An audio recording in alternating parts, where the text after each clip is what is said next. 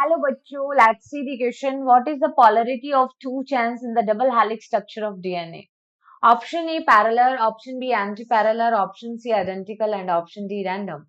So firstly, see about the key concept for this question, and here we are going to discuss about the polarity of DNA structure. Polarity of DNA structure. तो देखो जो DNA है वो एक double helix form में present होता है. DNA double helix form में प्रेजेंट है, मतलब डीएनए की दो स्ट्रैंड्स एक दूसरे के ऊपर हेलिकल फॉर्म में अरेंज होती है.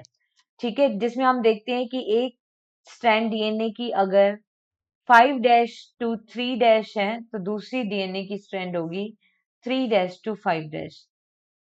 तो इसको हम कहते हैं anti parallel to each other. ठीक है, ये दोनों स्ट्रैंड वो स्ट्रैंड्स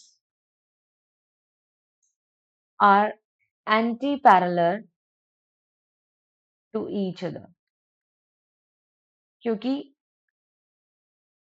एक स्ट्रैंड हमें यहाँ पे 5 डैश टू 3 डैश डायरेक्शन में दिखाई दे रही है, तो दूसरी 3 डैश टू 5 डैश डायरेक्शन में दिखाई देती है.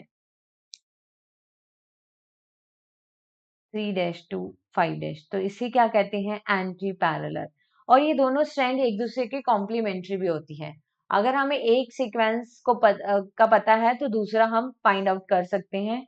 फॉर एग्जाम्पल डीएनए का अगर एक सीक्वेंस है ए जी सी, ठीक है, ये 5 टू 3 डैश है, और इसका जो कॉम्प्लीमेंट्री होगा तो 3 डैश टू 5 डैश हम देखते हैं ए के सामने टी आता है, जी के सामने सी के सामने जी, ए के सामने टी, जी के सामने सी और सी के सामने जी. तो ये होगी anti parallel to each other. तो यहाँ पे हम देखेंगे कि एंटी पैरेलल है, पैरेलल नहीं है, ना ही आइडेंटिकल होती है ना ही random. So these are the anti parallel to each other. So here the finally correct answer is only option B. Hope you understood it well. Best of luck.